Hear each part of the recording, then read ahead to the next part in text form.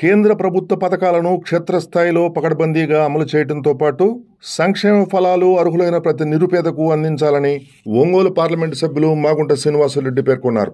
ప్రకాశం జిల్లా ఒంగోలు కలెక్టరేట్లోని గ్రీవెన్స్ హాల్లో ఎంపీ మాగుంట శ్రీనివాసులరెడ్డి అధ్యక్షతన దిశ మరియు ఏపీ 20 సూత్రాల కార్యక్రమాల అమలు కమిటీ చైర్మన్ లంకా దినకర్ అధ్యక్షతన వివిధ ప్రాయోజిత కార్యక్రమాల అమలుపై రాష్ట్ర సాంఘిక సంక్షేమ శాఖ మంత్రి డాక్టర్ డోలా శ్రీ బాల వీరాంజనేయ స్వామితో కలిసి సమీక్ష నిర్వహించారు.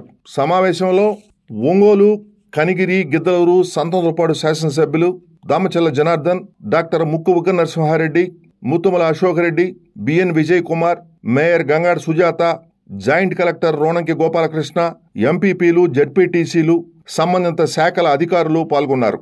సమావేశంలో జిల్లాలో అమలవుతున్న జాతీయ ఉపాధి హామీ పథకం, జలజీవన మిషన్, పీఎం సూర్యఘర్ పథకం, పీఎం గ్రామీణ సడక్ యోజన, పీఎం ఆవాస్ యోజన, టిట్కో గృహాల నిర్మాణం పథకాల కింద పేదలకు గృహాల మంజూరు, అమృత్ 1, అమృత్ 2 పథకాల ద్వారా తాగునీటి పథకాల అమలు, స్వయం సహాయక బృందాలలో లాక్పతి దీదీ లక్ష్యాలను, గ్రామాలలో నానో యూరియా పిచికారీ చేయటానికి స్వయం సహాయక బృందాలకు సబ్సిడీతో డ్రోన్లు మంజూరు, లక్ష్యాల పురోగతిపై శాఖల వారీగా సమీక్షించడం జరిగింది. ఇంకా ఈ సమావేశంలో జిల్లా రెవెన్యూ అధికారి Chinaobulesu, ZP CEO Chiranjeevi, CPO Venkateswararao, వివిధ శాఖల అధికారులు పాల్గొన్నారు.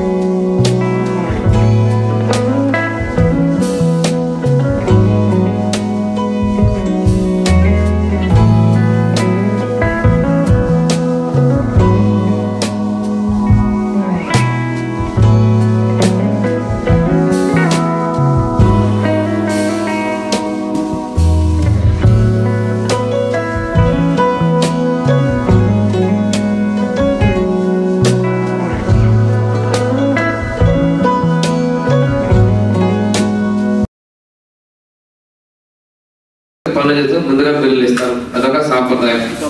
ఈ విధంగా చూసుకుంటే 17-18 నుంచి రావాల్సిన బిల్స్ పే చేసుకున్న తర్వాత ఒక ఆర్డర్ ప్రకారం క్లియర్ చేస్తారు. రెండవది రిజల్యూషన్స్ విషయాల్లో కనిగిరి ఎమ్మెల్యే గారు చెప్పినట్టుగా చట్టంలో ఉన్నటువంటి ప్రకారమే జరుగుతాయి, కానీ చట్టాన్ని అతిక్రమించి ఎక్కడ కూడా చేసేదానికి మా ప్రభుత్వం లేదు. ఎందుకంటే గత 5 సంవత్సరాల్లో ప్రోటోకాల్ ఉల్లంఘనలతో సహా మనమంతా గమనించాం. ఇప్పుడు మేము ఎక్కడా కూడా చట్టాన్ని కానీ వాటి ఉన్నటువంటి సాంప్రదాయాలు కానీ మేము డీవియేట్ కావడం అనే విషయం గౌరవ సభ్యులందరూ తెలియజేసుకుంటూ చైర్పర్సన్ ఎంపీ గారిని ప్రొసీడ్ అవ్వడం ఇప్పుడు పూర్తి చేస్తున్నాం.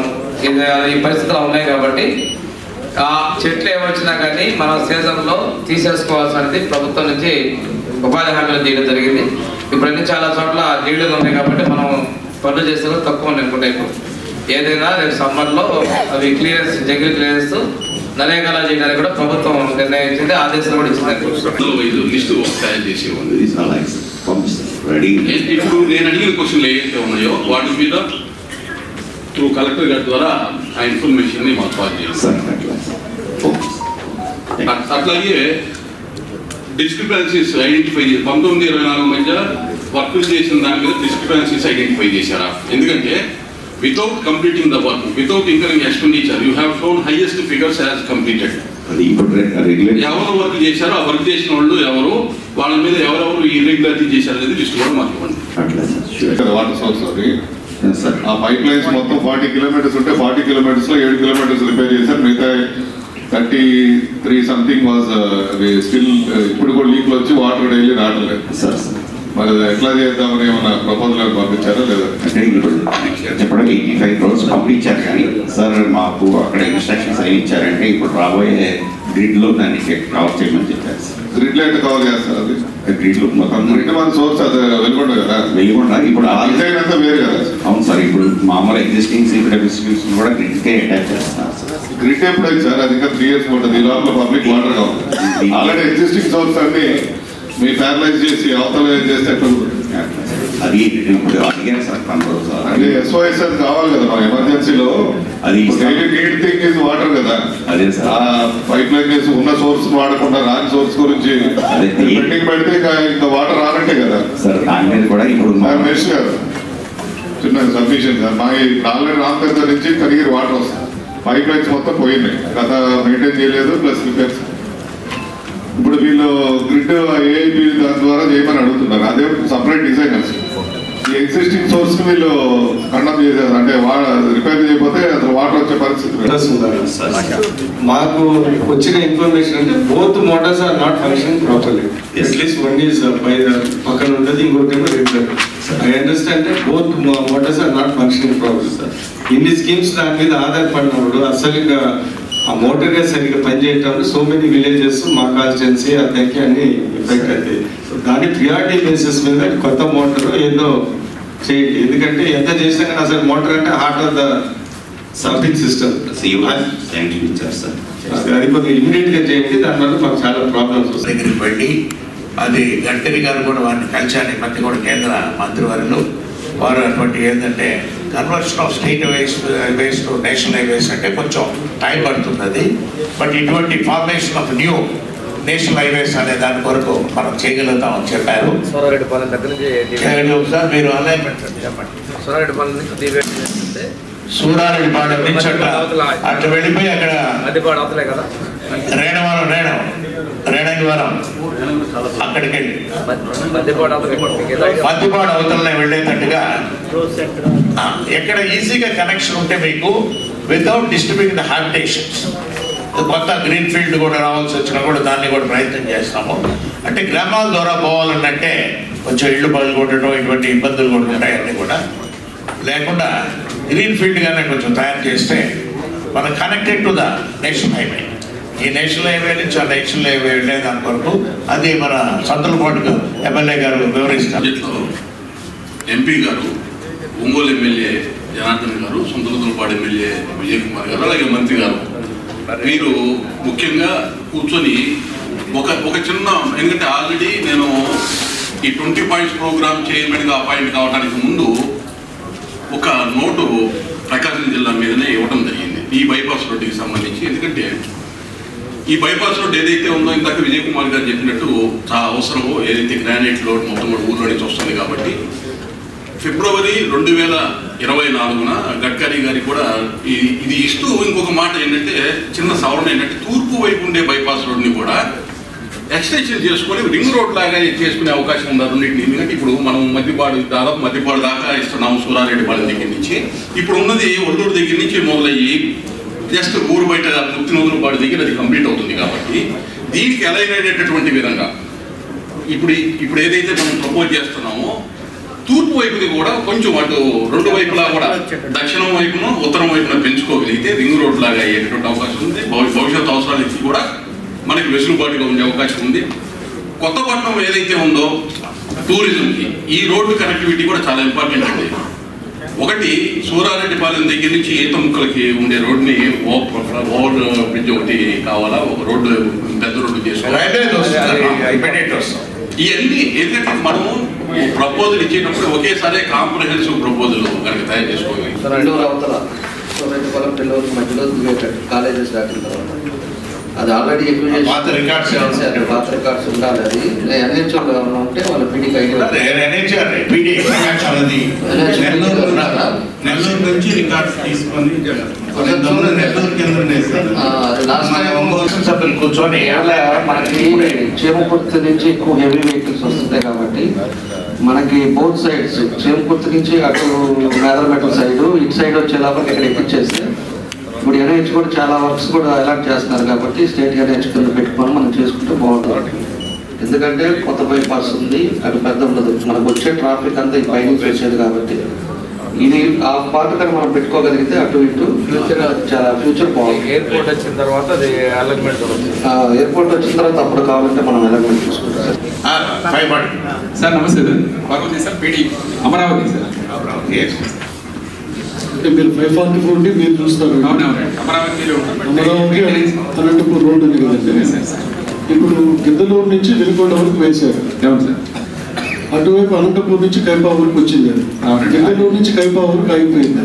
అది అంటే Giddalur to Kaipa PD Kurnool sir. అది పీడి కర్నూలు చూస్తున్నారండి. దాంట్లో బుగ్గా టు కైపా ముచ్చుకోట వరకు, ముచ్చుకోటకి అనంతపూర్, పీడి అనంతపూర్ చూస్తున్నారు. గిద్దలూరు నుంచి ఎవరు చూస్తారు? గిద్దలూరు టు వినుకొండ, వినుకొండ ఉంటారు, నేను చూస్తాను. వాళ్ళని కూడా రమ్మన్నాం కదండి వాళ్ళని. 1.8 అయితే అక్కడ అందరూ 2.5 అడుగుతున్నారు సార్. దాంట్లో మనం ఎంత చేస్తే 2.5కి గ్రామీణకి అయితే government of India 2 crores houses sanction చేయాలని ప్లాన్ చేశారు సార్ నెక్స్ట్ 5 weeks. ఇది మామూలు ఉడాకైతే 0.5 lakhs అని చెప్తున్నారు సార్. అందులో 2 యూనిట్ కాస్ట్ ఒకటి చేస్తే బాగుంటుందని సార్. ఈ విధంగా ఈ నెలాఖరికల్లా మేము ఎన్ని కూడా క్యాప్చర్ చేసేసి డీపీఆర్లు తయారు చేసి పంపించడం జరుగుతుంది. నెక్స్ట్ కనిగిరి రైల్వే స్టేషన్ తీసుకుని వచ్చి ఇప్పుడే స్టార్ట్ ట్రైన్ పూర్తిగా రాలేదు. రైల్వే స్టేషన్ యాక్చువల్గా మేము కృష్ణదేవరాయలు గారు మేము కూడా జనరల్ మేనేజర్ రైల్వేస్ మొన్న మీటింగ్ జరిగినప్పుడు లాస్ట్ మంత్లో కూడా రైల్వేస్ అండి మేము వచ్చాం. ఏది ప్రోగ్రెస్ ఏమన్నా చెప్తారా, నడికుడు కాళ్ళకి చెప్తారా, ఏం చెప్తారు? అది మీ దగ్గర లేదు. ఓకే, మీరు ఎక్కడ ఏ సబ్జెక్ట్ అది? ప్లాంటేషన్. ఓకే, అది నేనేం చెప్తాను. మన general manager sub central railway వారితో కూడా చర్చ జరిగినప్పుడు దానికి వారితో అంటే ఫస్ట్ ఒక ట్రైన్ అనేది మెమో ట్రైన్ వేయమని అడుగుతారు కృష్ణదేవరాయలు గారు. మేమేంటంటే అది అక్కడ నడికుడి నుంచి వచ్చేటప్పుడు ఆ ట్రైన్ హైదరాబాద్ నుంచి తీసుకొచ్చి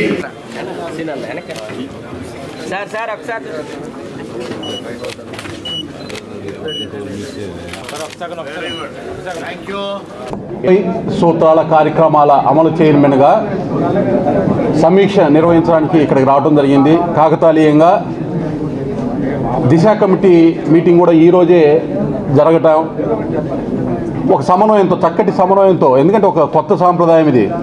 సమయం అధికారులది వృధా చేయకుండా పార్లమెంటు సభ్యులతోటి కలిసి మిగతా రాష్ట్రం మొత్తం కూడా ఇటువంటి విధమైనటువంటి సమీక్ష చేయడం ద్వారా అధికారుల సమయము, ప్రజాప్రతినిధుల సమయం రెండూ కూడా వృధా కాకుండా కావాల్సినటువంటి సమాచారాన్ని ప్రభుత్వానికి, కేంద్ర ప్రభుత్వానికి, రాష్ట్ర ప్రభుత్వానికి చేరవేయటానికి ఒక మంచి అవకాశంగా ఈరోజు ఈ యొక్క కార్యక్రమం జరిగింది. చాలా చక్కగా జరిగింది.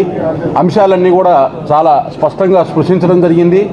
అంశాలన్నిటిలో వచ్చినటువంటి సమీక్షలో వచ్చినటువంటి అంశాలు ఏవైతే ఉన్నాయో రాష్ట్ర కేంద్ర ప్రభుత్వ దృష్టికి తీసుకెళ్ళడానికి ఒక మంచి సాధనంగా ఈ కార్యక్రమాన్ని చేయడం జరిగింది.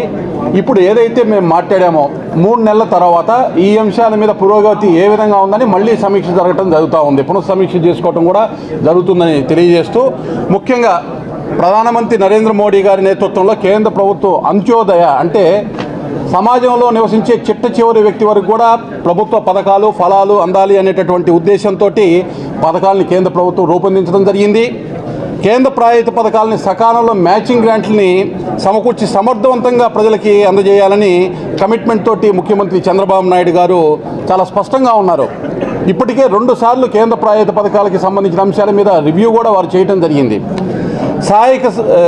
స్వయం సహాయక బృందాలకి సంబంధించి ఇవాళ స్పష్టంగా చూసినట్టయితే లాఖ్పతి దీదీ లక్ష్యాలని అందుకోవటం ప్రకాశం జిల్లా చాలా సుపరిణామం. రాష్ట్రం దేశం మొత్తం మీద 20% 1 కోటి మంది లాఖ్పతి దీదీలు దేశం మొత్తం మీద ఉంటే రాష్ట్రంలో 20 లక్షల మంది లాఖ్పతి దీదీలు. ప్రకాశం జిల్లాలో దాదాపు 1,20,000 మంది లాఖ్పతి దీదీలని తీర్చిదిద్దడం, రాబోయే సంవత్సరంలో కూడా వారిని మరింత ఎక్కువగా పెంచేటటువంటి విధంగా అధికారులు లక్ష్యాలను నిర్దేశించుకొని ముందుకెళ్ళటం, వారందరినీ కూడా అభినందించాల్సినటువంటి అవసరం ఉంది. ఎందుకంటే మహిళల స్వయం సమృద్ధి ద్వారా పేదరికాన్ని తగ్గించడం అనేటటువంటి లక్ష్యం తీసుకోవడం జరిగింది. ఇవాళ చిత్తశుద్ధితో కనుక కార్యక్రమం చేస్తే ఇవాళ 1,20,000 వరకు ఉన్నటువంటి లాఖ్పతి దీదీలని రాబోయే కాలంలో 2.5 లక్షల మంది వరకు తీసుకెళ్లేటటువంటి అవకాశం ప్రకాశం జిల్లాలో ఉంటుంది అనేటటువంటి ఒక రకమైనటువంటి భావన ఇవాళ ఏర్పడింది. అలాగే గ్రామాల్లో నానో యూరియా పిచికారీ చేయడానికి స్వయం సహాయక బృందాలు ఏవైతే ఉన్నాయో వారికి డ్రోన్ల ద్వారా వారికి సహాయం చేయడానికి 8 లక్షల రూపాయల వరకు కేంద్ర ప్రభుత్వం సబ్సిడీ ఏదైతే అందిస్తున్నారో అది రాబోయే కాలంలో ఆర్థిక సంవత్సరంలో కనీసం ప్రతి గ్రామ పంచాయతీలో ఒక డ్రోన్ అందుబాటులో ఉండే విధంగా ప్రణాళికలు తయారు చేయాలని జిల్లా అధికారులకి సూచించడం జరిగింది. పలు అంశాలను సమీక్ష చేయడం జరిగింది. ముఖ్యంగా జాతీయ నేషనల్ హైవే ప్రాజెక్ట్స్లో బ్లాక్ స్పాట్స్ మీద, కొత్త బైపాస్ మీద, అదేవిధంగా జిల్లాలో వస్తున్న రోడ్లన్నీ కూడా త్వరితగతిన పూర్తి చేసే విధంగా చర్యలు తీసుకోవాలని చెప్పేసి వారు సూచన జరిగింది. హౌసింగ్లో సంబంధించి 27,000 హౌసెస్ ఏదైతే గత ప్రభుత్వంలో 14-19లో కట్టి బిల్లులు రానిలన్నిటి కూడా పూర్తి చేసే విధంగా చర్యలు తీసుకొని మాట్లాడడం కూడా జరిగింది.